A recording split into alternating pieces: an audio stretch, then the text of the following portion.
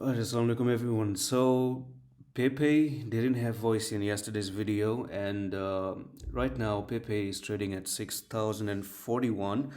So thing that I was talking about is that the rising wedge may be in play finally because once again there was this candle here that was meant to kind of hold it, and I told you that if you're going to lose them, if you're going to lose the EMAs of the 10 and the 20, which you are finally doing right now, you can see that the 10 and the 20 are being lost. You actually lost it yesterday when you kind of took the stop loss of that green candle in the middle that you see. So right now you've taken it out, and it's pretty obvious that you're looking to go down. And what I was saying is that on every angle, it's actually a no-brainer that Pepe was looking to always make a correction because number one, Pepe moved up really, really, really high. We're talking about 1085% move to the upside, nearly 10x. Okay, so 10x move for Pepe happened,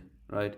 So when you're gonna have 1,000% move to the upside, maybe correcting 60%, 50% is always going to be a no-brainer. And the next thing that I want to talk about as well is that on the 4-hour time frame here, this is where the actual magic is really happening. So you can see that here's your nice good bull cross, which was maintained for quite some time, and it got lost here, and boom, now you are suddenly in a downtrend.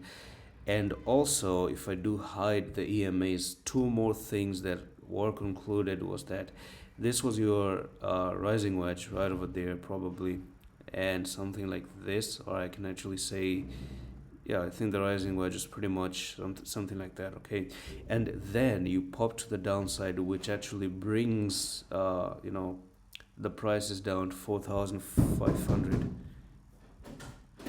Anyways, there was a knock, but as I was saying before that, it does look like if you do come down to that technical target, it's going to be for 1,700, nearly 4,500, because that's where the next technical target for this rising wedge really is.